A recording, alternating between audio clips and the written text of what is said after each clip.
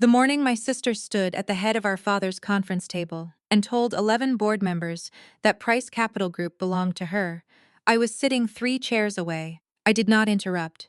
I did not slide papers across the table. I did not say a single word when the family attorney read the will aloud, or when Diana looked straight at me and said, "Violet has been fairly compensated. She won't be a problem." I picked up my coffee, I took a sip, and I left the building. What Diana did not know, what none of them knew, was that 4 years before that morning, our father had sat in a lawyer's office across town and signed something that had nothing to do with his will, something irrevocable, something that had been waiting, sealed in an envelope he pressed into my hands 6 weeks before he died, with 5 words: "Don't open this until you need it. I needed it now, before I continue. Tell me where you're watching from in the comments below. And hit like and subscribe if you've ever been written off by someone who had no idea what you were quietly holding." My father built Price Capital Group from nothing. That is not a figure of speech. Thomas Price started with a $4,000 personal loan, a rented desk in a shared office on Tremont Street, and a list of 12 phone numbers he had collected over 3 years of handshakes at industry mixers. By the time I was born, the company had its first commercial property in Cambridge. By the time I started middle school, it owned 17. By the time I graduated from law school, Price Capital Group was managing a portfolio worth $340 million, and my father had a corner office on the 22nd floor with floor-to-ceilings windows overlooking Boston Harbor. He was not a warm man in the traditional sense. He did not attend school plays or coach Little League. He showed love through information, through sitting across from you at the kitchen table and explaining in precise detail how a thing worked, how compound interest worked, how a lease agreement worked, how a handshake meant nothing without a signature beneath it. He said that to me so many times that it stopped being advice and became something closer to a refrain. A handshake means nothing without a signature beneath it, Violet. I was the younger daughter by 5 years. Diana came first, and Diana came loudly. She was the one who inherited his confidence, his height, his ability to walk into a room and immediately become the most visible person in it. She had his jawline and his handshake, and the specific kind of charm that made people feel chosen when she turned her attention toward them. She went to Dartmouth for undergrad, Wharton for her MBA, and came back to Boston at 28 with a resume that our father framed, literally framed. It hung in his office between a photograph of the original Tremont Street building and his first executed lease. I went to Boston College for undergrad, then Suffolk Law. Then I passed the bar on my first attempt, which our father acknowledged with a nod and the words, "Good. Now learn something useful." I joined a mid-size firm in the financial district that specialized in mergers and acquisitions. Within 4 years, I was the associate they called. When a deal had a structural problem no one else could untangle, I was good at it, genuinely good, the kind of good that comes from finding the work interesting rather than merely necessary. I could read a 200-page agreement and locate the one clause on page 147 that would detonate the entire transaction if left unchanged. I did it quietly, without fuss, without the kind of self-promotion that turns competence into a brand. And I did not tell my family what I did. This sounds stranger than it was. The decision had been gradual, then deliberate. The first time I tried to explain M&A due diligence at a family dinner, Diana had looked at me with a specific expression, patient, faintly bored, and redirected the conversation toward a property acquisition she was managing for Price Capital. My father had leaned forward. The table had leaned with him. I had eaten my salmon and let it go. It became easier, over time, to say simply that I did consulting work. Legal consulting, nothing glamorous. The family accepted this the way families accept the child who chose the smaller life, with a kind of benign disinterest that was almost more painful than outright dismissal. Diana, meanwhile, had been installed as vice president of acquisitions at Price Capital 4 years after her return. She had an office 2 floors below my father's. She attended every board meeting. She was, in the language of our family, the one who was building something. I was the one who had chosen books over boardrooms. This was the story they told. I never corrected it. What I knew, and they did not, was that my father had started calling me in the evenings about 8 months before his diagnosis. Not for family professional, for professional ones. He would read me contract language over the phone and ask what I saw. I would tell him. Sometimes he would be quiet for a long moment after. Once he said, "You got the right thing from me after all." I did not ask him what he meant. I should have asked him what he meant. He was diagnosed with pancreatic cancer in February. He was gone by September. 7 months that moved the way those months always do. Too fast in memory, unbearable in the living of them. 3 days before he was admitted to hospice, he asked me to come alone. Diana was in New York for a conference she had decided not to cancel. I drove to the house in Newton, and my father was sitting up in the chair by the window with a manila envelope on his lap. He looked smaller than I had ever seen him look, which was its own kind of grief. Thomas Price had always taken up a great deal of space. He held the envelope out to me. "Don't open this until you need it," he said. I took it. I told him I loved him, which was not something we said easily in our family, and he nodded in the way that meant he had heard it and was keeping it. I drove home with the envelope on the passenger seat. I put it in the drawer of my nightstand, under a book I hadn't finished reading. I did not open it for 6 weeks. I did not open it until the night I came home from the 22nd floor with my building access card in my pocket, and Diana's words still sitting in my chest like something swallowed wrong. "Violet has been fairly compensated. She won't be a problem." I sat on the edge of my bed. I looked at the drawer for a long time. Then I opened it. The meeting had been called with 4 days' notice. Diana sent the email on a Monday morning at 7:42 a.m. I know the exact time because I was already at my desk when it arrived.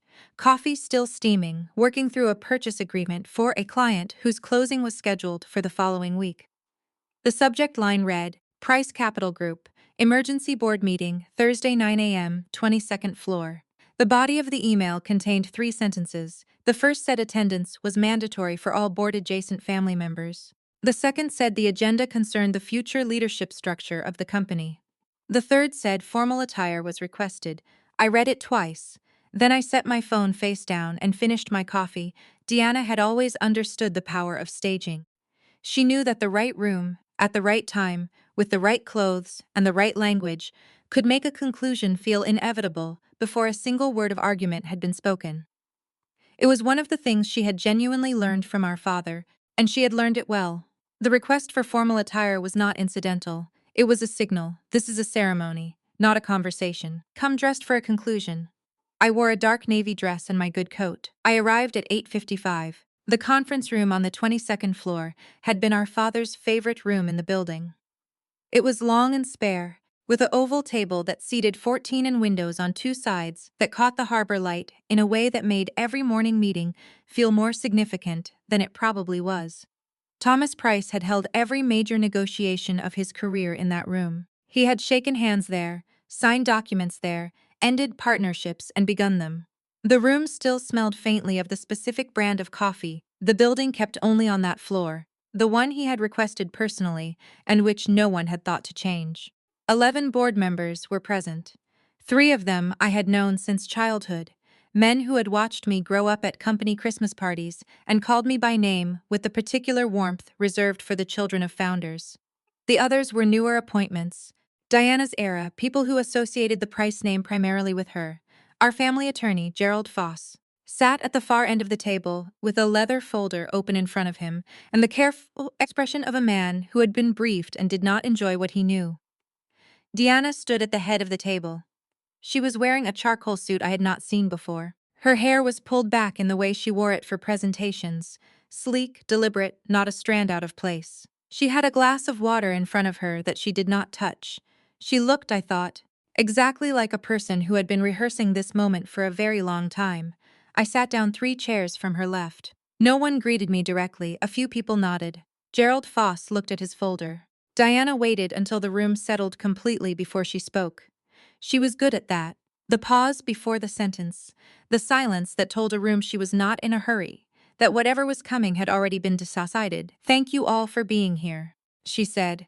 "I know Thursday morning is not ideal, but what we're dealing with requires clarity, and I wanted to give you that clarity in person."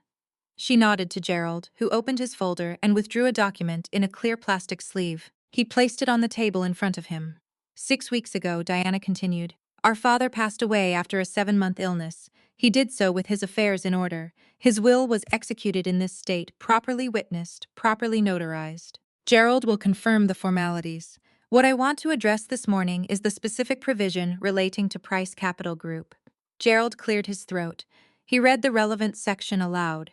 His voice was measured and even, The voice of a man performing a professional function with professional distance.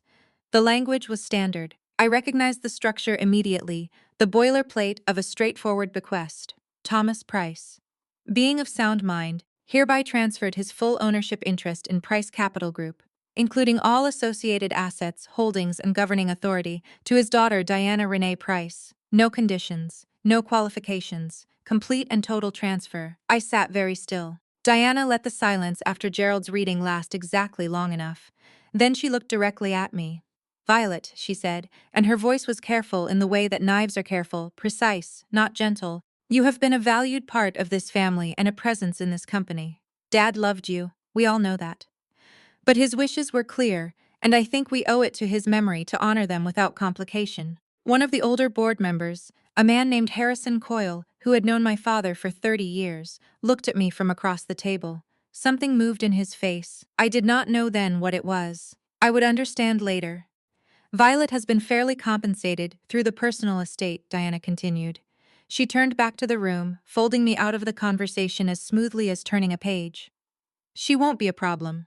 Gerald produced a second document, a building access termination form. He slid it toward me with a pen. The room was very quiet. The harbor light came through the windows the way it always did, indifferent and clear. I looked at the form. I looked at Gerald's pen. I picked it up, signed my name, Violet A. Price, the same signature I had put on 100 contracts, and set the pen down. Then I stood up, collected my coat from the back of my chair, and walked to the door. I did not look at Diana. I did not say goodbye to the room. I handed my access card to the security desk in the lobby without being asked, because I had known since Monday morning that I would be doing exactly this, and I had decided that when the moment came, I would do it cleanly. The elevator opened. I stepped in. The doors closed. I stood in that elevator for 12 floors and thought about an envelope in a nightstand drawer and a man sitting by a window. And 5 words he had said to me like a key being pressed into a hand: "Don't open this until you need it." The lobby doors opened onto Seaport Boulevard. The October air was cold and tasted like the harbor. I walked to my car, sat down, and put both hands on the steering wheel. I needed it now. I did not cry on the drive home. This is not a statement about strength. It is a statement about the specific kind of shock that does not announce itself as shock. The kind that arrives as a strange, administrative clarity, where your hands work the steering wheel correctly, and you use your turn signals, and you stop at yellow lights, and the whole time something behind your sternum is very quietly coming apart. I drove through the seaport and across the bridge and up through the South End and did not register any of it. I parked in front of my building on Marlborough Street. I turned off the engine. I sat there for a few minutes listening to the tick of the cooling metal and watching a woman walk a very small dog along the brick sidewalk, and I thought about the fact that 3 hours ago I had been a person with a keycard and a chair at a table, and now I was neither. The apartment was the same as I had left it. This felt mildly absurd. The coffee mug I had rinsed and left in the drying rack was still there. The purchase agreement I had been working on was still open on my laptop, page 47, a flagged indemnification clause I had not finished annotating. The ordinary evidence of an ordinary morning, untouched by what had happened downtown. I took off my coat. I hung it up. I went to the kitchen and filled a glass of water and drank it standing at the sink, looking out the window at the back of the building across the alley, at someone else's lit window, someone else's kitchen, someone else's afternoon. Then I went to the bedroom. The nightstand drawer opened the way it always did, smoothly, the way good furniture does. The book was still there, spine up, the page I had stopped on months ago, marked with a receipt from a coffee shop near my office, and beneath it, the manila envelope, slightly bent at one corner from where I had placed the book on top of it without thinking. I sat down on the edge of the bed. The envelope was standard letter size, sealed with the metal clasp and additionally taped across the flap. My father's habit with anything he considered important. His handwriting was on the front, my name in the precise block capitals he used for everything official. Violet, not Violet Price. Not Vi, just the one word, like a door with a single lock. I broke the tape. I opened the clasp. I reached inside. There were 2 items. The first was a letter, handwritten, 3 pages on his personal stationery. The cream-colored paper with the small embossed TP in the upper left corner that he had used for personal correspondence my entire life. I set it aside without reading it, Because my hands had found the second item, and my brain had already begun processing what it was, before my eyes fully caught up. It was a legal document, 12 pages, double-sided, on the heavier paper stock used for executed agreements. Clipped to the front was a business card. Marcus J. Webb, attorney at law, Webb & Associates, 131 State Street, Boston. With a handwritten note in my father's hand, call Marcus. He has the original. I turned to the first page. The header read, Irrevocable Stock Transfer Agreement. The parties listed were Thomas Edward Price as transferor and Violet Ann Price as transferee. The date was March 14, 2020. I read it once, quickly, the way I read everything the first time, for structure, for architecture, to understand the shape of the thing before committing to its details. Then I read it again, slowly, the way I read things that matter. My father had transferred 51% of the issued and outstanding shares of Price Capital Group to me. Not a gift with conditions.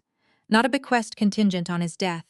A transfer, executed and completed on March 14, 2020, notarized by a Margaret A. Collins of Suffolk County, with 2 witnesses whose signatures appeared below hers.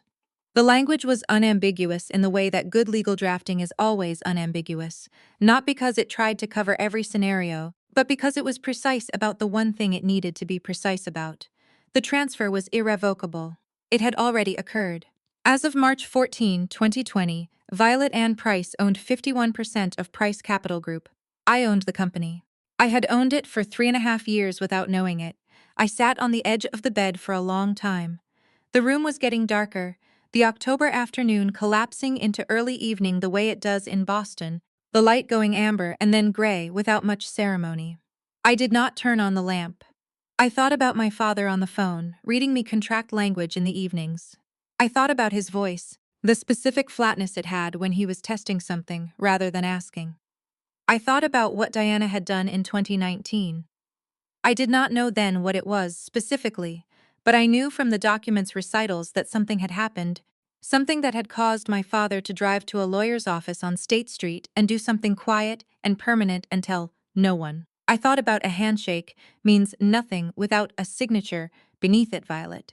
He had not given me a handshake. He had given me 51% of a $340 million company, properly executed, properly witnessed, properly notarized, sitting in a drawer under a book I hadn't finished reading. I picked up my phone. The business card said Marcus Webb's direct line was the second number. I dialed it. It rang twice. Webb & Associates. My name is Violet Price, I said. Thomas Price was my father. He left me your card. A pause. Then carefully, Miss Price. I've been expecting your call. Are you available tomorrow morning? I looked at the document in my lap.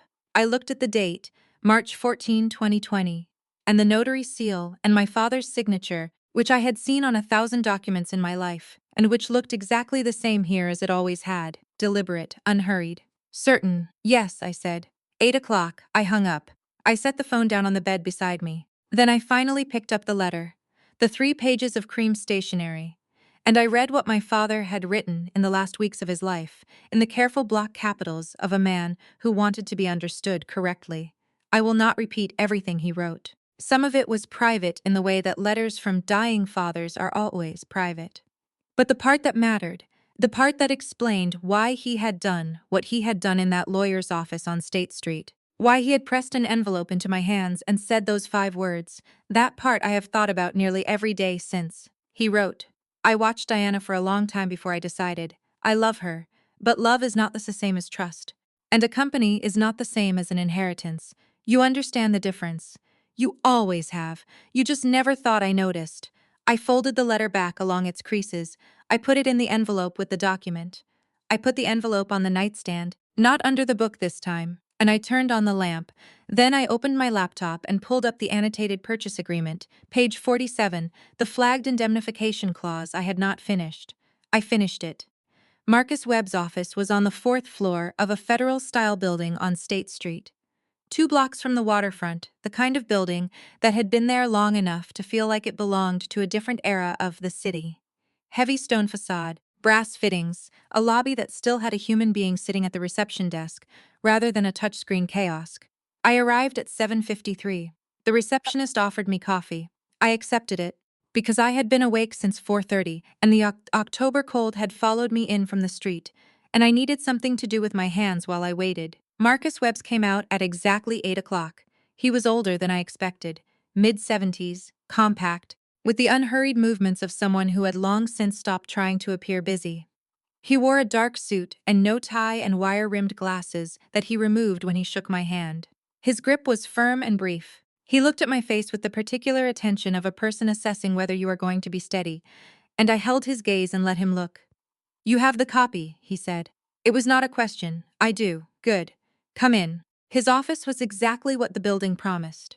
Floor-to-ceiling bookshelves, a partner's desk that was genuinely old rather than decoratively old, two chairs across from it that were comfortable without being soft. A framed photograph on the shelf behind him showed a much younger Marcus Webb standing next to my father outside, what I recognized as the original Tremont Street office. They were both squinting into the sun. My father looked about 35. Marcus sat down. He folded his hands on the desk. "Your father came to me in February of 2020, he said. Before the diagnosis, he didn't know yet, or if he suspected, he hadn't said so. He came because of something that had happened the previous November." He opened a folder and turned it toward me. Inside was a single document, an internal transfer authorization for a property sale. I recognized the format immediately. Price Capital Group letterhead, standard transactional language, the kind of authorization that would need to be executed by a senior officer before a property could be moved. The property was a commercial building in Brookline. 34,000 square feet, mixed use, acquired by Price Capital in 2011. The sale price listed was $4.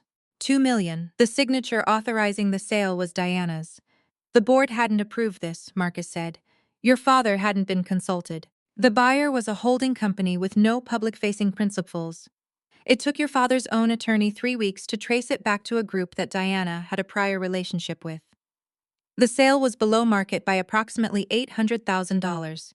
I looked at the document. I looked at Diana's signature, the same looping D, the same abbreviated last name she had used since college, because she thought the full signature took too long. He could have pursued it legally at the time," Marcus continued. "He chose not to. He said he did not want to destroy the company with a public dispute, and he did not want to destroy Diana publicly because she was still his daughter. But he was not willing to leave the company in a situation where that could happen again." He reached into the folder and produced a second document, the original of what I had read the night before. This copy bearing the original ink signatures rather than reproductions. The notary seal was embossed directly into the paper, raised and definitive under my fingertip when I touched it. The irrevocable stock transfer agreement was executed on March 14, 2020, Marcus said. "Your father transferred 51% of the issued and outstanding common shares of Price Capital Group to you, outright. The transfer was completed that day. It was recorded with the company's registered agent the following week. As of that recording date, you became the majority shareholder of Price Capital Group."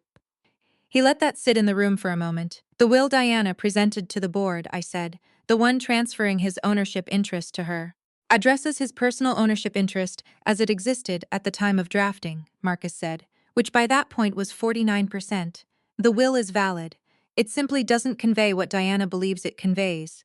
You cannot bequeath what you no longer own." The precision of it landed in my chest with a quiet, definitive weight. I had drafted enough agreements to understand what I was hearing, but understanding it professionally and understanding it personally were two different processes, and both were happening at once. "She doesn't know this document exists," I said. "Your father told no one." His personal attorney, Gerald Foss, was not involved. The only people present at the signing were your father, myself, my notary Margaret Collins, and two witnesses from my staff. "Your father was explicit that the document was to remain in my custody until you contacted me." "Why me?" I said. It came out flatter than I intended. Not a question so much as a thing said aloud while the rest of the thought caught up. Marcus looked at me over his glasses, with the expression of a man who had anticipated this question and had an answer he intended to deliver carefully. He said, "You were the one who understood what the company actually was," he said. "Not what it represented. Not what it signified about the family. What it actually was, a legal entity, a set of obligations, a structure." He said Diana saw it as a trophy. He said you saw it as a mechanism. I thought about my father reading me contract language over the phone in the evenings. I thought about his voice going quiet after I answered, and the one time he had said, "You got the right thing from me after all." "There's something else," Marcus said. He produced a third document, thinner, 2 pages, with a formatting style I recognized as corporate bylaws amendment language. Your father amended the company bylaws in April of 2020, 1 month after the stock transfer. The amendment added a provision. Any shareholder holding 51% or more of the common shares may call a special shareholders meeting with 72 hours notice. That meeting carries full voting authority, including on matters of executive leadership. He closed the folder. What this means practically, he said, is that you have the legal right to call a shareholders meeting, present your ownership documentation, and put any matter of company governance to a vote, including the question of who serves as CEO. The harbor was visible through his window, a narrow slice of gray water between buildings, a container ship moving slowly toward the channel. I watched it for a moment. If Diana contests the transfer, I said, she is welcome to. The document is properly executed, properly recorded, and irrevocable by its explicit terms. A contest would require her to demonstrate fraud or incapacity at the time of signing. Your father was diagnosed 2 months after this was executed. His physician at the time will confirm he was fully competent in March of 2020.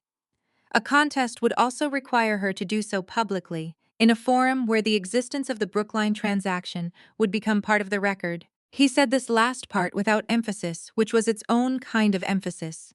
I sat with it for another moment. Then I picked up the original document and turned to the signature page and looked at my father's name one more time.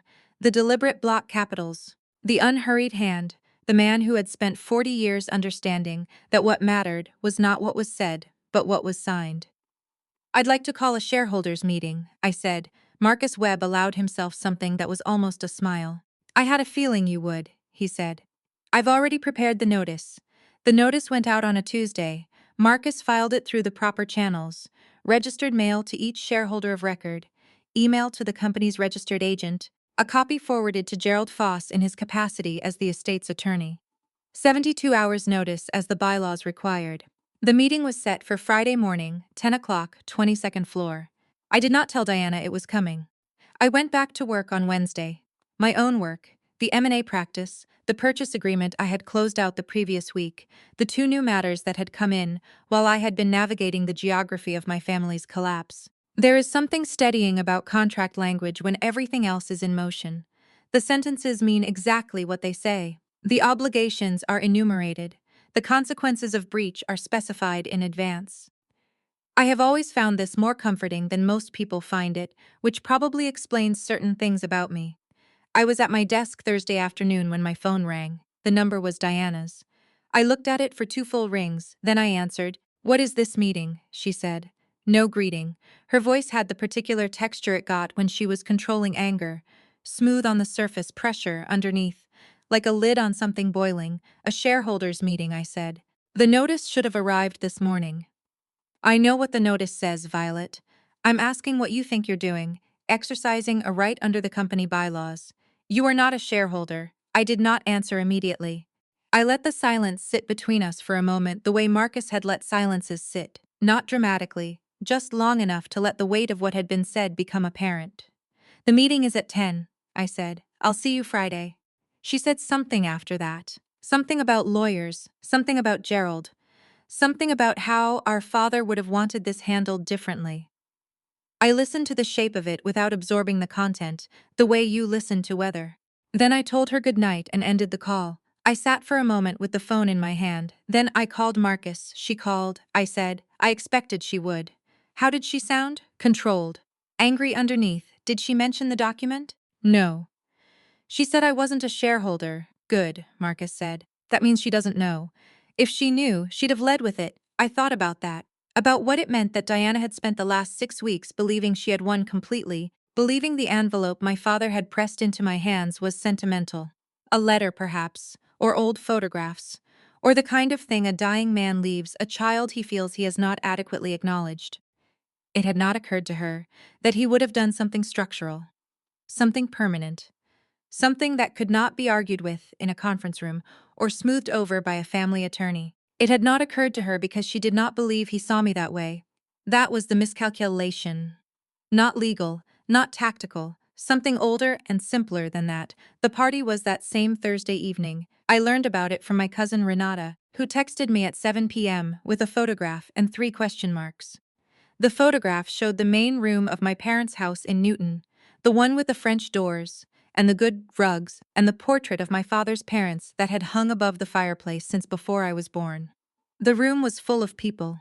There were flowers, there were catered trays on the sideboard, there was a banner above the fireplace that read, in clean silver letters, Price Capital Group, a new chapter. Diana was standing in the center of the room in a red dress, holding a glass of champagne, surrounded by board members and family friends, and at least 3 people I recognized as institutional investors. Beside her stood a man I had seen in the lobby of the Price Capital building twice in the previous month. Tall, early 40s, dark suit, the specific groomed ease of someone who had been told recently that his career was about to improve significantly. Renata's text said, she introduced him as the new COO. Did you know about this? I typed back, no, enjoy the party. I put the phone down and looked at the ceiling for a moment. She had moved that fast.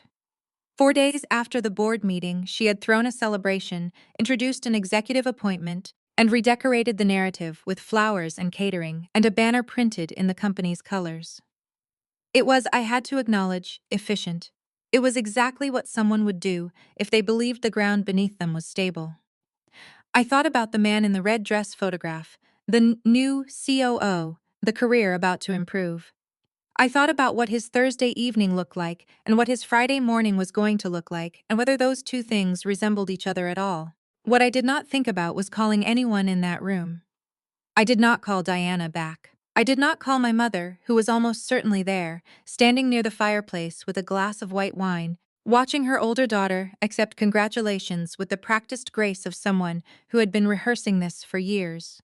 I did not call Harrison Coyle, who had looked at me across the conference table, with something moving in his face that I still had not fully named. I did not go to that party. I did not send a message. I did not perform any version of the reaction Diana was probably expecting. The wounded call, the accusatory text, the dramatic gesture that would have allowed her to position me as unstable and herself as patient. I went to bed at 10 o'clock. I slept better than I had in 6 weeks. On Friday morning, I woke at 6, made coffee, reviewed the full document package one final time. The stock transfer, the bylaws amendment, the notary certification, the registered agent confirmation, the supporting materials Marcus had assembled regarding the Brookline transaction. 12 pounds of paper that said one simple thing: the company already belonged to me. I dressed carefully. The dark navy dress again, the same one I had worn to the board meeting, because I had decided there was something right about that, about walking back into the same room in the same clothes and letting the only thing that had changed be what I was carrying. I called a car. I watched the city go past the window, the south end, the bridge, the seaport, the harbor flat and silver in the early morning light. Marcus was waiting in the lobby of the Price Capital building at 9:45. He had 2 associates with him, both young, both carrying document boxes with the specific careful grip of people who understood what was inside them. He shook my hand. He did not ask if I was ready. I appreciated that. Diana arrived 20 minutes ago, he said. She brought Gerald Foss and one outside counsel I don't recognize. 3 people, how did she look? Marcus considered this. Confident, he said. The way people look when they've already written the ending. I nodded. I buttoned my coat. I looked at the elevator. Let's go up, I said. The week between the board meeting and the shareholders meeting was not quiet. I had expected Diana to move. I had expected some version of escalation, some attempt to reinforce the position she believed she held before anyone had the chance to question it.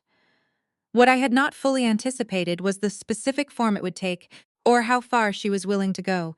In the 48 hours after I did not show up to her party, and did not call, and did not perform the grief she had apparently been counting on, it started on Monday. I was in a client meeting at 9 a.m. when my phone began receiving calls from numbers I didn't recognize. I let them go to voicemail. By noon there were 6. I listened to them at lunch, standing at the window of the firm's small kitchen with a sandwich I did not eat. 3 were from institutional partners of Price Capital Group. Men and women I had met at company events over the years, professional contacts of my father's who were calling, they said, to check in, to see how I was doing. The language in each voicemail was careful. Slightly formal, the language of people who had been told something and were not entirely sure what to do with it. The 4th was from a man named Robert Ashby.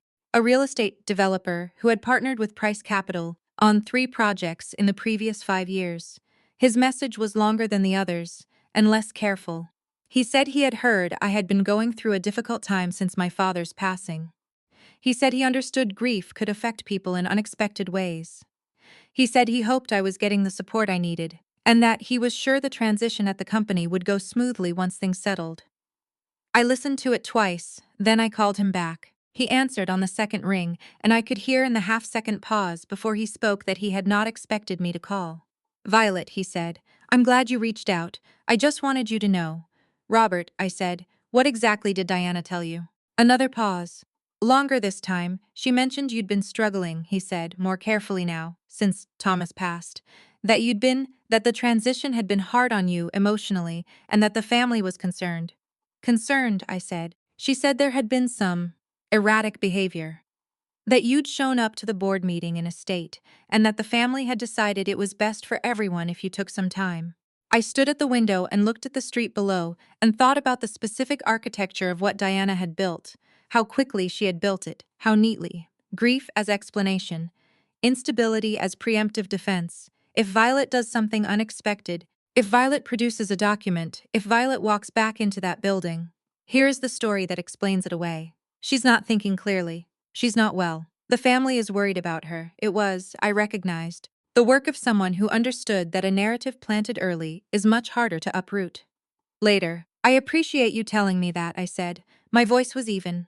I had decided, somewhere in the second pause before Robert spoke, that I was not going to be angry on this phone call. Anger would confirm what Diana had told him. Calm would not. "I want you to know I'm well. I've been in the office all week. My firm can confirm that if you'd like, Violet." I didn't mean to. "I know," I said. "I'll be in touch soon about a few things.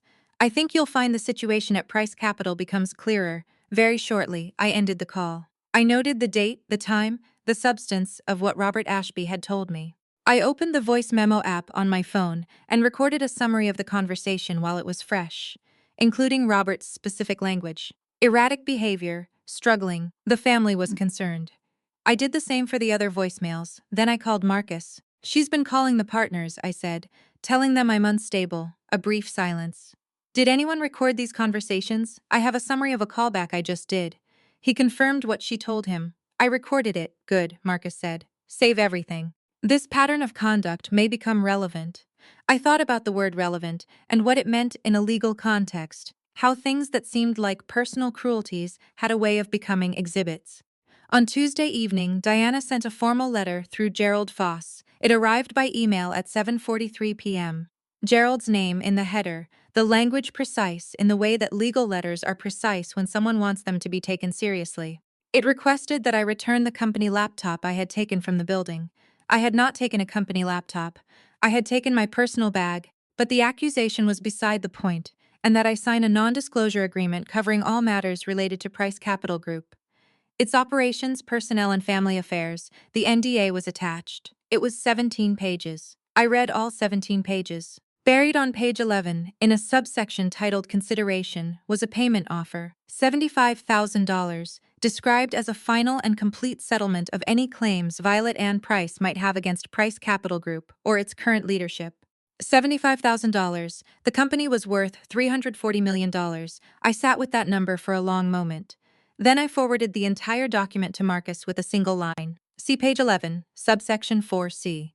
He called me 4 minutes later. "She's trying to close the door," he said. "I know. Don't sign anything. Don't respond to Gerald directly.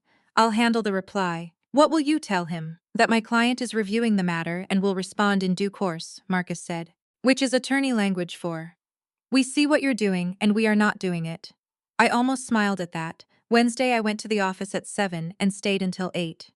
I finished 2 client matters, reviewed the shareholder notice one final time, and confirmed with Marcus that all 14 shareholders had received proper notification of Friday's meeting. 13 had confirmed attendance. The 14th, a small institutional holder based in New York, had sent written authorization for their vote to be cast by proxy. All 14 votes would be present. That evening I laid out what I would wear on Friday: the navy dress, the good coat, the same shoes. I set the alarm for 6, which was earlier than I needed, because I had learned years ago That the nights before significant things go better when you stop trying to make them feel significant and simply treat them as the night before a workday. I thought about Diana in the Newton house, in the rooms I had grown up in the house where my father had sat by the window and pressed an envelope into my hands. I thought about whether she had opened his study yet, whether she had sat in his chair, whether she had looked at the photograph of the two of them on the shelf above the fireplace, the one taken at the Tremont Street office, both of them squinting into the sun, and felt anything complicate her certainty. I thought about the man she had introduced as COO at Thursday's party, and what he was planning for his Friday, and whether anyone had told him to clear his calendar. I thought about Robert Ashby's voicemail. Erratic behavior, struggling. The family was concerned. I set my phone to do not disturb. I turned off the light. There is a particular quality to the sleep you get when you have done everything you can do, and the rest is simply a matter of showing up. It is not peaceful exactly. It is more like the stillness of something that has been wounded and is waiting to release. I slept 6 hours without interruption and woke 4 minutes before the alarm. The harbor was dark outside my window. The city was not quite light yet. I made coffee. I stood at the kitchen window and drank it, and I thought about my father in that lawyer's office on State Street on a March morning in 2020, sitting across from Marcus Webb, signing his name in the deliberate block capitals he used for everything that mattered. He had known even then. He had looked at the company he had spent 40 years building, and at the two daughters he had raised in its shadow, and he had made a decision with a pen and a piece of paper and an irrevocable clause. He had decided who understood what the company actually was. I finished my coffee. I rinsed the cup. I went to get dressed. Deanna called me Thursday evening at 6:17.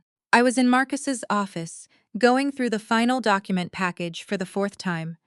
Not because I needed to, but because there is a specific kind of preparation that has nothing to do with the material and everything to do with the person doing it. I knew every page. I knew every clause. I knew the notary seal on page 12, and the registered agent confirmation dated April 3, 2020, and the precise legal weight of the word irrevocable as it appeared 11 times across the agreement. I was not reviewing the documents. I was becoming them.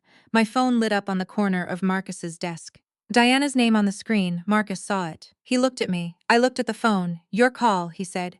I picked it up, Diana, I said. "What are you doing?" Not a question. The same texture as the call 3 days ago. Smooth surface, pressure underneath. But the pressure was higher now.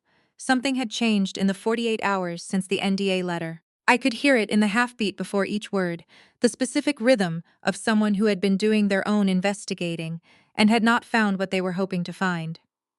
"I'm working," I said. "Gerald told me you didn't respond to the letter. My attorney is handling correspondence." "Your attorney," a pause.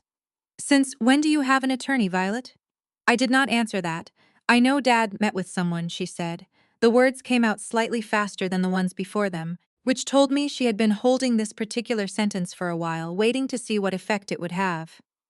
"I know he went to see a lawyer separately." I found the entry in his calendar, March 2020, State Street.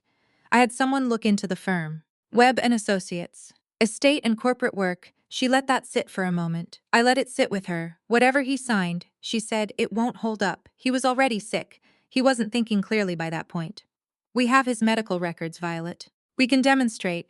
He was diagnosed in February," I said. "The document was executed on March 14th. His physician will confirm full competency at the time of signing."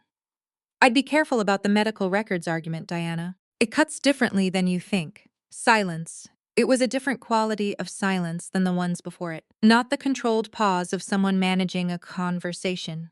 Something more fragile than that. The silence of a person who has just realized the ground they were standing on has a different composition than they believed. "What did he sign?" she said. Not a demand this time. Something closer to a question. Something that had a small crack running through the middle of it. "You'll see it tomorrow," I said. 10 o'clock, Violet. "Good night, Diana." I ended the call. I set the phone face down on the desk.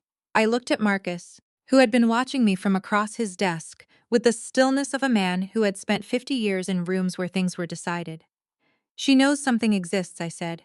"Yes, but not what it is. If she knew what it was," Marcus said, "she would not have called you, she would have called me. Or she would have filed an emergency injunction to block tomorrow's meeting, which she has not done. I would have been notified within the hour." He folded his hands. She is guessing. She found the calendar entry. She identified the firm. She has constructed a theory. But she does not have the document, and without the document she cannot know what it says. I thought about Diana sitting somewhere. The Newton House. Her apartment in the Back Bay. Her office on the 20th floor, with a calendar entry and a firm name, and the specific, accelerating dread of someone who has built a structure and has just heard something shift inside the walls. She went to your office, I said, earlier this week. She tried to get information from your staff. Marcus's expression did not change. My staff is well trained, he said simply. I nodded.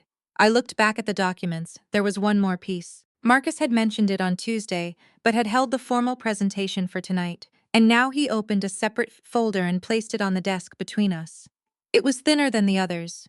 8 pages, tabbed and annotated in the careful way Marcus did everything. The Brookline transaction, he said. The building had sold in November 2019 for $4.2 million to a holding company called Harwich Properties LLC. Harwich had no public-facing principals, no website, no registered address beyond a registered agent in Delaware. Marcus's investigator had spent 3 weeks tracing it in 2020 and had ultimately identified the beneficial owner through a chain of 2 shell companies, a man named Carl Devereaux, a real estate developer based in Connecticut. Carl Devereaux had been Diana's boyfriend from 2016 to 2018. They had not been publicly linked since 2018. The Harwich Properties purchase was made in November 2019. The authorization Diana had signed for the sale had described the transaction as a routine portfolio optimization. It had not disclosed her prior relationship with the buyer. It had not been presented to the board.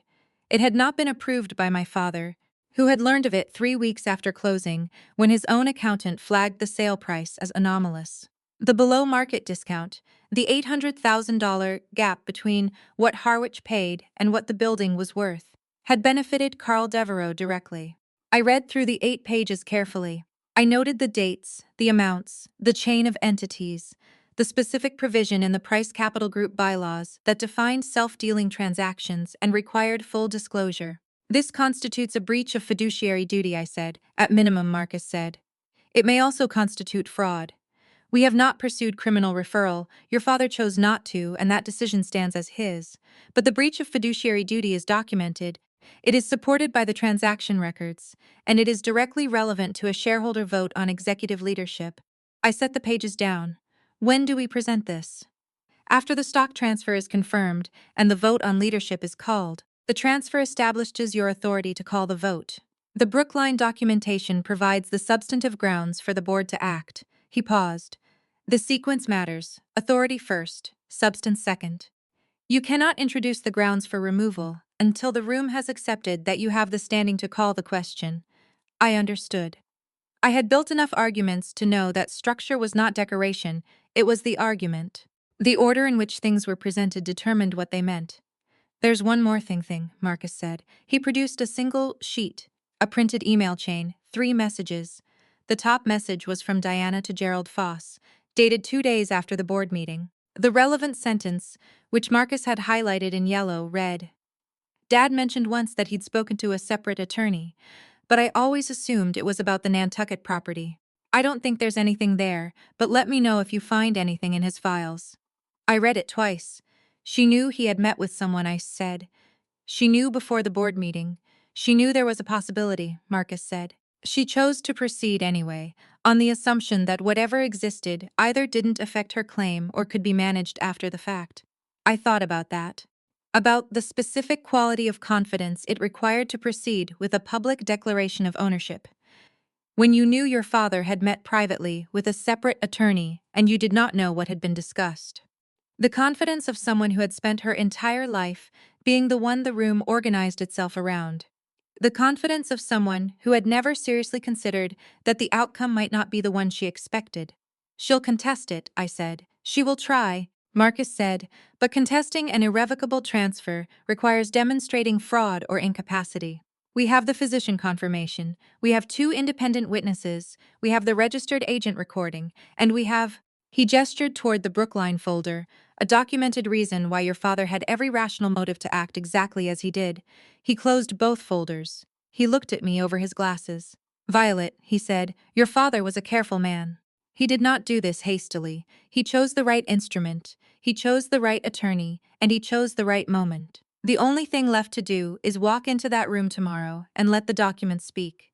I looked at the stack of papers on his desk. 12 pounds of paper, 40 years of a man's work in one March morning on State Street, and 5 words pressed into my hands outside a hospice room window: "Don't open this until you need it." I buttoned my coat. I picked up my bag. "I'll see you at 9:45, I said. Marcus nodded. "I'll be there." I took the stairs down instead of the elevator, because I needed the 4 flights and the cold stairwell air and the sound of my own footsteps to settle something that had been running at a low hum in my chest since 6:17. Not nerves exactly. Something more like the feeling of a key turning in a lock that has been waiting a very long time. Outside on State Street the evening was cold and clear, the kind of October night that smells like wood smoke and harbor salt and the specific electricity of a city going about its business. I stood on the sidewalk for a moment and looked up at the building and thought about my father coming here on a March morning 6 years ago with a decision already made, walking through this same door, riding this same elevator, sitting across from Marcus Webb and signing his name to something permanent. He had known even then that it might be years before it was needed. He had done it anyway. I turned up my collar against the cold and walked toward the garage where my car was parked. And I did not think about Diana or Gerald, or the COO in the dark suit, or the $75,000 settlement offer, or the 17-page NDA, or the voicemail from Robert Ashby, or the silver banner above the fireplace in the Newton house. I thought about tomorrow. About 10 o'clock. About a room on the 22nd floor with windows on 2 sides, and a table that seated 14. About walking back in. The elevator opened onto the 22nd floor at 9:58. Marcus stepped out first. Then his 2 associates with the document boxes. I followed. The hallway was the same as it had always been, the same neutral carpet, the same framed architectural photographs of Price Capital properties lining the walls, the same faint smell of the building's particular coffee, drifting from the kitchen at the far end. My father had chosen those photographs himself, one at a time over 20 years. The Brookline building was not among them. I had never noticed that before. The glass doors to the conference room were closed. Through them I could see the table already occupied.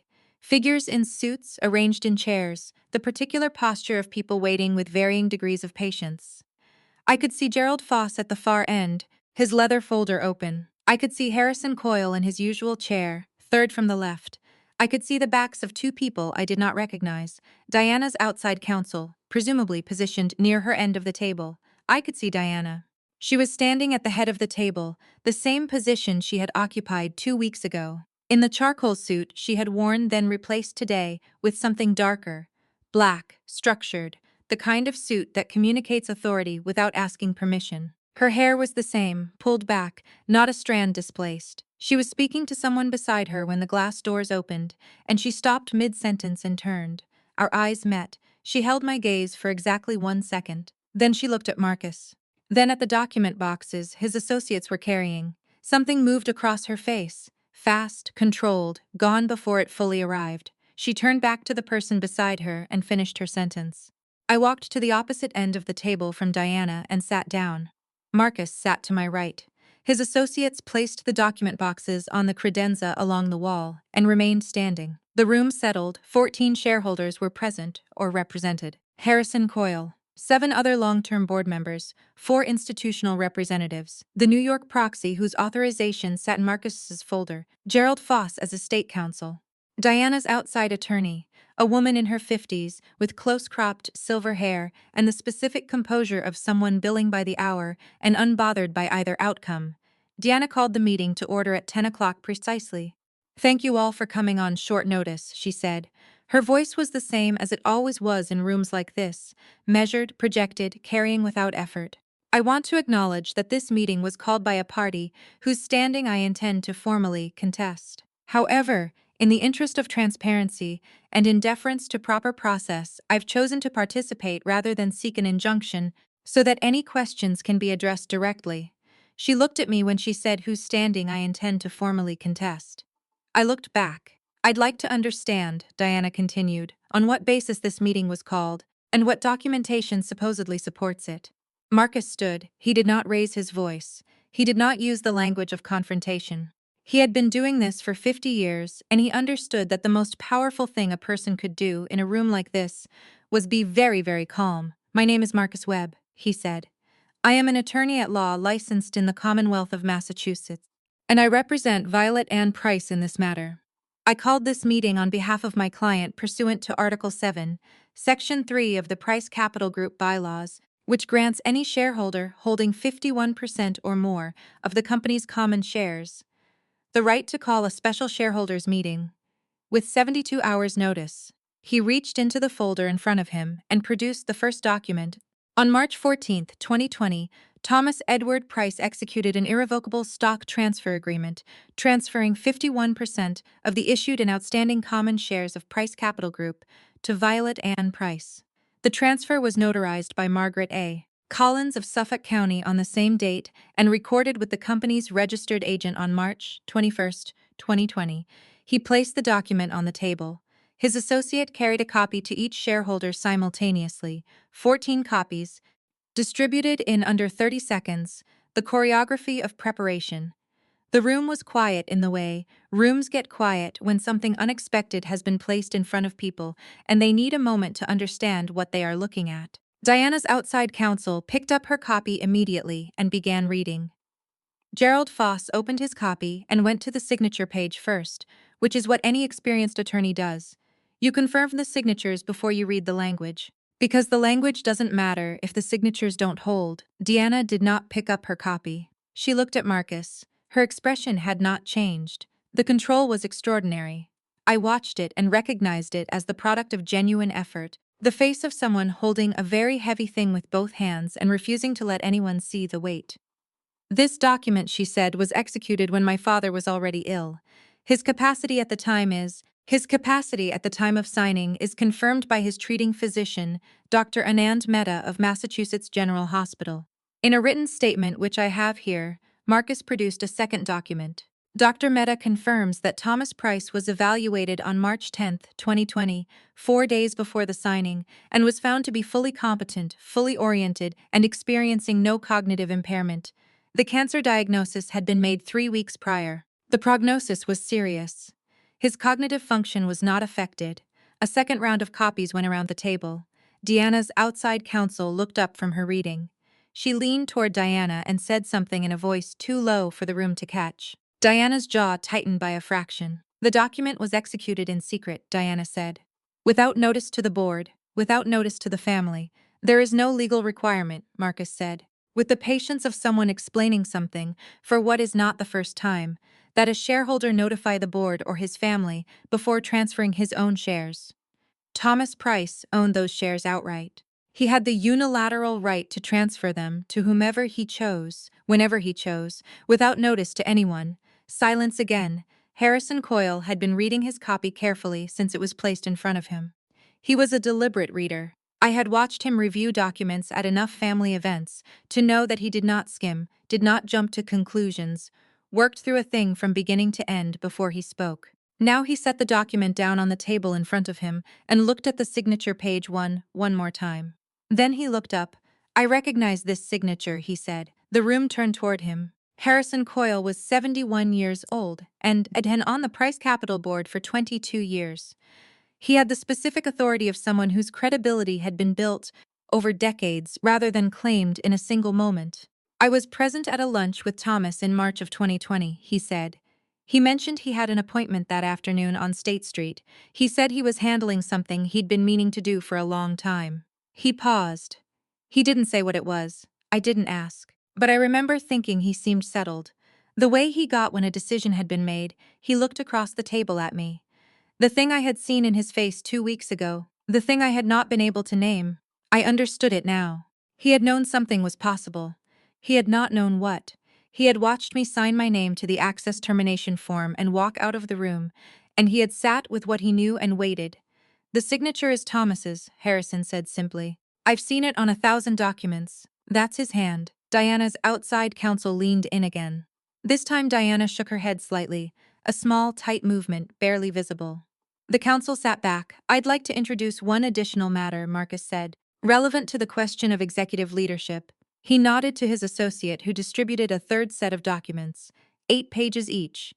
The Brookline folder. I watched the room read. I watched the institutional representatives, the ones who had known Diana's era rather than my father's, absorb the dates and amounts and entity names with the careful expressions of people recalibrating. I watched Gerald Foss's face go through something complicated as he turned to page 3, where the beneficial ownership chain was laid out in full. He had not known. I could see that he had not known, and I noted it. I watched Diana. She picked up the Brookline document after everyone else had. She read the first page. Then she set it down, very carefully, on the table in front of her, and she looked at the window. The harbor light came through the glass, the way it always did. Indifferent. Clear. Pursuant to Article 9 of the bylaws, Marcus said, which governs shareholder voting on matters of executive leadership, I move that this meeting proceed to a vote on the question of current executive appointments, in light of the majority shareholders' standing and the documented conduct presented. Seconded, said Harrison Coyle. Without hesitation, Diana's outside counsel spoke for the first time. My client objects to the procedural. The objection is noted. Marcus said, it does not affect the validity of the motion under the current bylaws. The vote was called. It took 11 minutes. The vote proceeded in the order Marcus had specified. Majority shareholder confirmation first. Executive leadership question second. On the first motion, formal recognition of the irrevocable stock transfer agreement and Violet Ann Price's standing as majority shareholder of Price Capital Group. The result was not close. 12 in favor. 1 abstention. 1 against. The against was Gerald Foss, casting his proxy vote on behalf of the estate, which held the remaining 49%. It was the correct vote for him to cast on behalf of his client's estate, and everyone in the room understood that, and it changed nothing. Diana did not vote. Her outside counsel had advised her correctly that casting a vote as CEO in a meeting challenging her own authority created a conflict she could not navigate cleanly. She sat at the head of the table, with her hands folded in front of her, and her face arranged in the expression of someone who has decided that composure is the only asset left that cannot be taken in the next few minutes. Marcus recorded the result. He looked at me. I nodded. The second motion, he said, concerns the position of Chief Executive Officer of Price Capital Group, pursuant to Article 9, Section 2. A majority shareholder may bring to vote the question of executive appointment, where documented conduct constitutes a breach of the duty of loyalty owed to the company.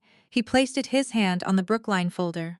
The documentation presented establishes that Diana Renee Price, while serving as Vice President of Acquisitions, authorized the sale of a company asset, the Brookline property, to a purchasing entity beneficially owned by a former personal associate, at a price $800,000 below assessed market value, without board approval, without disclosure of the relationship, and without notification to the company's founder and majority shareholder.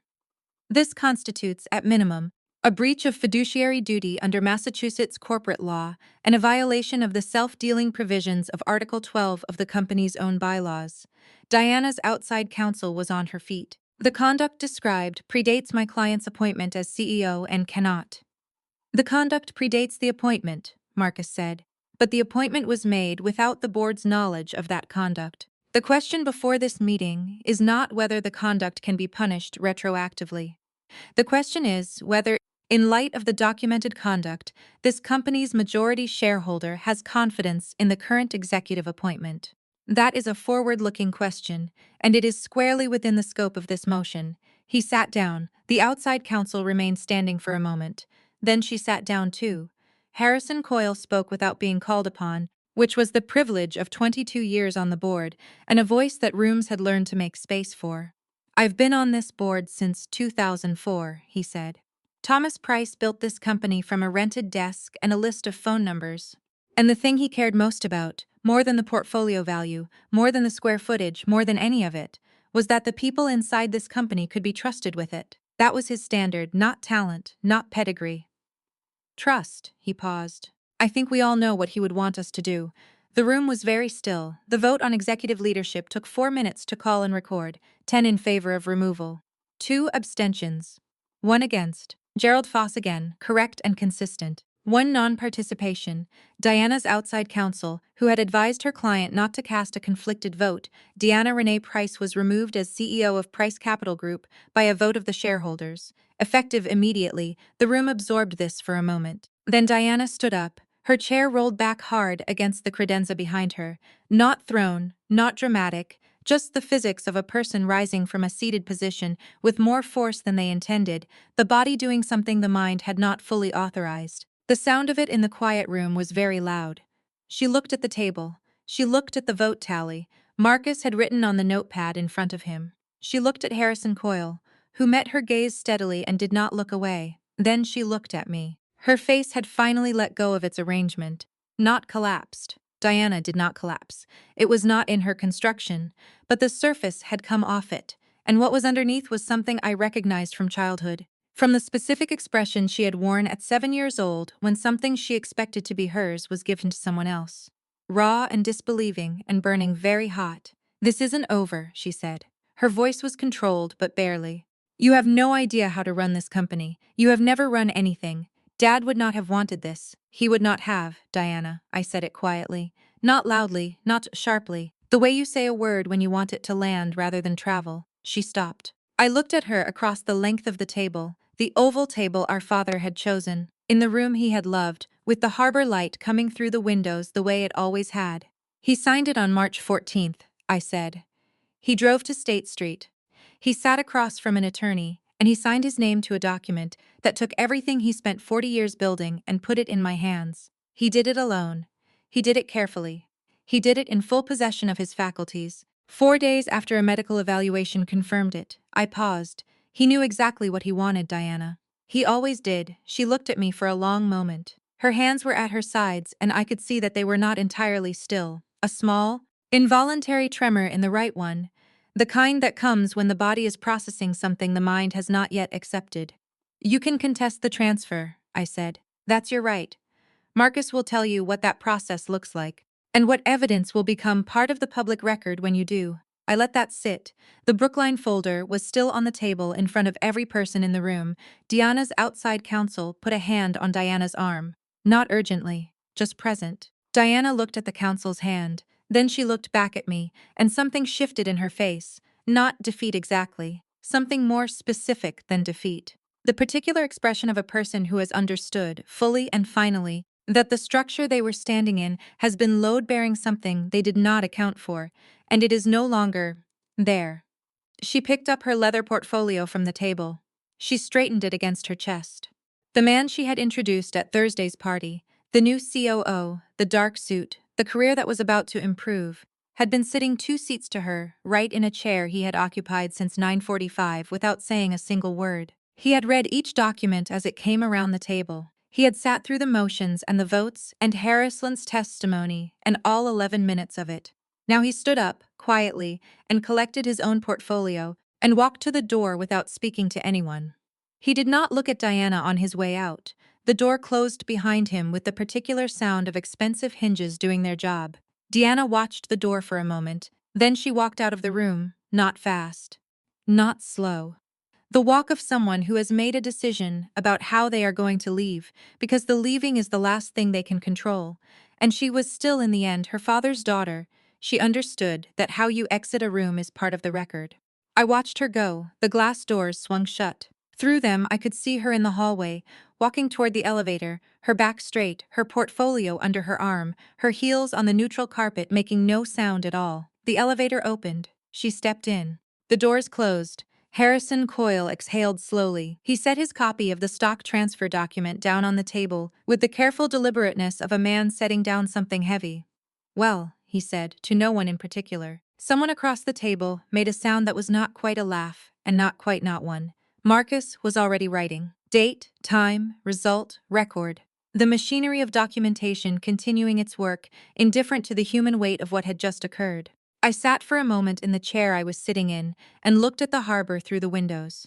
The water was gray and bright and moving, the way it always was, the way it had been on the morning my father sat at his desk on this floor, for the first time, and on the morning he left it for the last time, and on every morning in between. I thought about what Harrison Coyle had said. He seemed settled. The way he got when a decision had been made, March 14, 2020. A lawyer's office on State Street. A man who had spent 40 years understanding that what mattered was not what was said but what was signed. He had known. He had always known. I picked up my copy of the irrevocable stock transfer agreement and held it for a moment. The weight of 12 pages. The raised notary seal under my thumb. My father's name on the signature line in the deliberate block capitals he used for everything that mattered. Then I set it down, straightened my copy of the bylaws amendment on top of it, and looked at Marcus. "What do we need to do to formalize the transition?" I said. Marcus allowed himself the small, complete smile of a man whose work had gone exactly as it should. "I have the paperwork," he said. "I've had it since Tuesday." The paperwork took 3 hours. Not because it was complicated. Marcus had prepared everything in advance, with the thoroughness of someone who had anticipated every scenario and drafted accordingly. But because formalizing a transition of this scale required signatures from multiple parties, confirmations from the registered agent, notifications to the state, and the kind of careful sequencing that cannot be rushed without creating the gaps that cause problems later. My father had taught me that. You do not hurry the paperwork. The paperwork is the thing. I signed my name 41 times that Friday afternoon. I know the exact number because I counted, not out of vanity, but out of the habit of a person who tracks details, who understands that precision is a form of respect for what is being documented. At 2:17 p.m., Marcus received confirmation from the company's registered agent that the transition of executive authority had been recorded. Price Capital Group had a new CEO. The name on the filing was Violet Ann Price. I sat in the conference room after everyone else had gone. Marcus, his associates, the shareholders, Gerald Foss, who had shaken my hand on his way out with the careful courtesy of an skin, recalibrating a long-held assumption. And I looked at the harbor for a while. The afternoon light was doing what October light does in Boston, going gold and then amber and then the particular blue-gray that comes just before dark, the water catching it and giving it back changed. I thought about calling my mother. I had not spoken to her since the board meeting 2 weeks ago. She had been at Diana's party. I had seen her in Renata's photograph. By the fireplace, the white wine in her hand. She had not called me in the intervening days, which told me something about what she had been told and chosen to believe I would call her. Not that afternoon. There would be time for that conversation, and I wanted to have it correctly, which meant not having it while I was still inside the room where everything had just changed. I called Renata instead. She answered on the first ring. "Tell me," she said. "It's done," I said, a pause. Then, "Oh my God, Violet." "Yeah," I said. I could hear her breathing on the other end of the line, processing it. Renata had known our family her whole life. She had watched the architecture of it from the outside, which sometimes gives you a clearer view than the inside provides. "Are you okay?" she said. I looked at the harbor. I thought about the question honestly, the way it deserved to be answered. "I think so," I said. "Ask me in a week," she laughed, which was the right response. And I felt something loosen slightly in my chest that had been held since 6:17 the previous evening. Diana filed a formal contest of the stock transfer 14 days later through a litigation firm in the Back Bay with a name that suggested aggression. The contest alleged that Thomas Price had lacked sufficient testamentary capacity at the time of signing and that the transfer had been procured through undue influence. Marcus filed the response 21 days after that, the physician's statement, the notary certification, the 2 witness depositions, both of Marcus's staff members, both of whom had been present at the signing, and both of whom testified with the consistency of people telling the truth about something they had no reason to misrepresent. The registered agent records, and the Brookline documentation, which became part of the public record the moment Diana chose to contest. Carl Devereaux's name appeared in a Boston Globe business column 6 weeks after the filing. The column was about a real estate developer in Connecticut who was under investigation by the SEC for a pattern of below-market acquisitions from related parties. The Brookline transaction was mentioned as one of several. Diana's name was not in the column. But her attorney called Marcus the following Monday to discuss a withdrawal of the contest. The withdrawal was filed on a Thursday. It was unconditional. 6 months after the shareholders' meeting, Price Capital Group signed the largest acquisition agreement in its history, a mixed-use development portfolio in 3 cities, Boston, Philadelphia, and Charlotte, assembled over 18 months by a developer looking for a capital partner with the balance sheet and the operational depth to take it to completion. The total transaction value was $180 million. The terms were favorable. The due diligence had been thorough, conducted over 8 weeks by a team I had assembled from people I trusted, reviewed at every stage by attorneys who understood what they were looking at. I understood what I was looking at.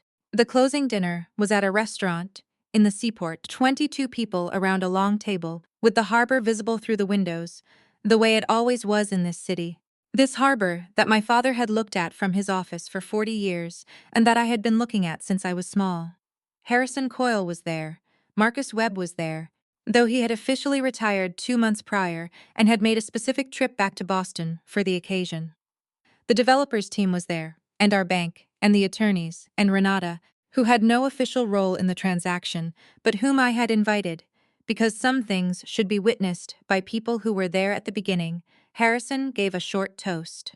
He said Thomas Price had always believed that the right person for a job was not always the most visible one, and that he had spent 22 years watching Thomas be right about things, and this was not an exception. I thanked him.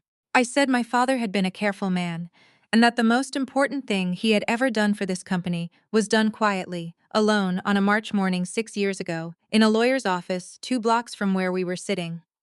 I did not say more than that.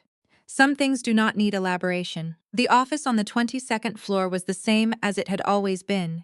I had not changed the furniture, or the photographs, or the particular brand of coffee the building kept only on that floor.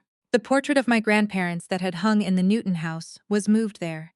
I had asked my mother for it, and she had said yes, which was the beginning of a conversation that was still ongoing, and not yet finished, and might not be finished for a long time, but was happening, which was what mattered. My father's desk was there. I used a different desk, a smaller one, set at an angle to the window, so that the harbor was visible without being directly in front of me, which I had found was better for thinking.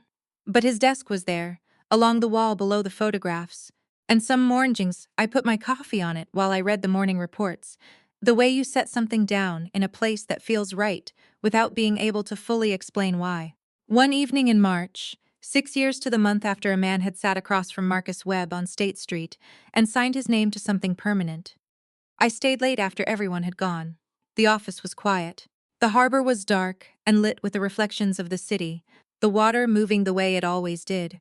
I sat at my father's desk just for a few minutes, just to know what it felt like from that side. The harbor in the window, the photographs on the wall, the 40 years of decisions that had accumulated in that room like sediment, layer by layer, each one resting on the ones before it. I thought about a man with a $4,000 loan and a list of 12 phone numbers, and the specific understanding that what mattered was not what was said, but what was signed. I thought about an envelope in a nightstand drawer. 5 words in block capitals. A key pressed into a hand. Don't open this until you need it. I put my hand flat on the surface of the desk, on the wood that had absorbed 40 years of his presence, and I sat there for a while in the quiet, with the harbor outside the window, and my name on the filing, and the paperwork done correctly, and the thing he had built still standing. I thought, I know, Dad, I know. The world will tell you that the loudest voice in the room is the most powerful one. It will tell you that the person who moves fastest wins, that confidence is the same as competence, that the one who claims the space gets to keep it. I spent 32 years watching my family operate on these assumptions, and I spent most of those years believing that my silence made me smaller. It did not. Sometimes the most powerful thing you can do is know what you are holding and wait for the right moment to place it on the table. Sometimes the person who wins is not the one who spoke the loudest, but the one who read the document most carefully. And sometimes the person who loves you most does not say it the way you expected. Sometimes they say it in block capitals on a piece of cream stationery, and in 51% of the outstanding shares of something they built from nothing, and in 5 words spoken by a window on a September afternoon. My father knew what he was doing. He always did. If this story made you feel something, leave a comment below and tell me where you're watching from. And if you've ever been underestimated by someone who didn't know what you were quietly carrying, hit like, subscribe, and stay with me. There are more stories to tell.